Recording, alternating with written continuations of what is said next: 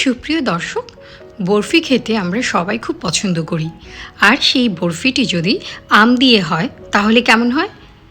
আজকে আমি করে দেখাচ্ছি আমের তৈরি একটি মজার বরফি। আপনারা দেখছেন লিয়াস রেসিপি। এর জন্য আমি 4টি পাকা আম নিয়ে নিয়েছি। আমের খোসাটা ছাড়িয়ে নিচ্ছি। এবার আমি আমগুলোকে মিহি করে গ্রেট করে নিব। আমি গ্রেট করছি এই কারণে, হাতে ভাঙলে দেখা যাবে টুকরো থাকছে। আপনারা চাইলে ভেঙে হাত দিয়ে একটু কচলে নিয়ে ব্লেন্ড করেও নিতে পারেন, আপনাদের যেভাবে সুবিধা। এবার একটি হাঁড়িতে আমি 3 টেবিল চামচ তেল দিয়ে দিয়েছি এবং 1 চা চামচ ঘি দিয়েছি খুব ভালো ফ্লেভারের জন্য।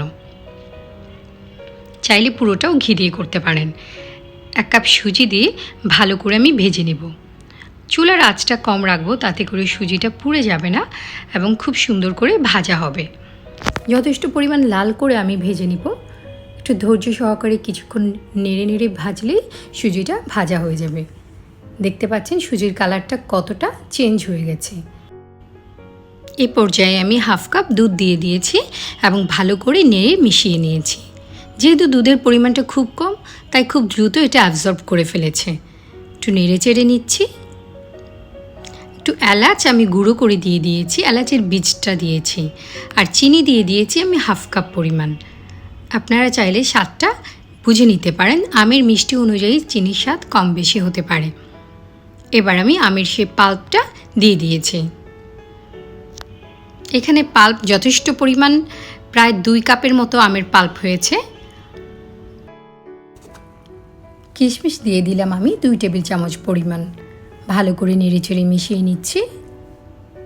চুলার আঁচটা এই পর্যায়ে একটু লো থাকবে, নয়তো খুব দ্রুত ড্রাই হয়ে যাবে। আমি এখানে খুব কম পরিমাণে তেল ব্যবহার করেছি। আপনারা চাইলে তেল বা ঘি আর একটু বেশিও দিতে পারেন, কিন্তু আমি এটা হেলদি রাখার চেষ্টা করেছি। আস্তে আস্তে আরও ঠিক হয়ে গেছে। কিছু বাদাম কুচি দিয়ে দিলাম 2 টেবিল চামচ পরিমাণ। নেড়েচেড়ে আবারও আমি মিশিয়ে নিচ্ছি। স্বাদ বাড়ানোর জন্য এখানে 2 থেকে 3 টেবিল চামচ আপনারা গুঁড়ো দুধ ব্যবহার করতে পারেন, আর চাইলে সেটা স্কিপ করতে পারেন। 2-1 মিনিট নেড়েচেড়ে নিলেই হালুয়াটা তৈরি হয়ে গেছে। একটি প্লেটে আমি একটু ঘি মাখিয়ে রেখেছিলাম, এবার আমি তাতে ঢেলে দিচ্ছি এবং সমান করে বিছিয়ে দিচ্ছি।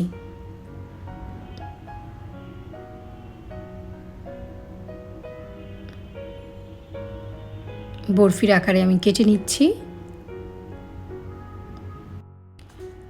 স্বাস্থ্যকর এই হালুয়াটি যদি আপনাদের ভালো লাগে, আপনাদের উপকারে আসে, আমার চ্যানেলটা সাবস্ক্রাইব করবেন প্লিজ। লাইক, কমেন্ট এবং শেয়ার করে আমাকে সাপোর্ট করবেন। আর বেল আইকনটা যদি বাজিয়ে দেন, তাহলে আমার ভিডিওগুলো সবার আগে আপনারা পেয়ে যাবেন। কাজু বাদাম দিয়ে আমি সাজিয়ে দিচ্ছি। কিছুক্ষণ ফ্রিজে রেখে পরিবেশন করতে পারেন। তৈরি হয়ে গেল মজাদার আম সুজির বরফি। বাচ্চারা খুবই পছন্দ করে, আমার বাচ্চা তো খুবই পছন্দ করেছে। আশা করি আপনাদের ভালো লাগবে। খাবেন যখন ভালোটাই খান, রান্না হোক আয়ের মাধ্যম।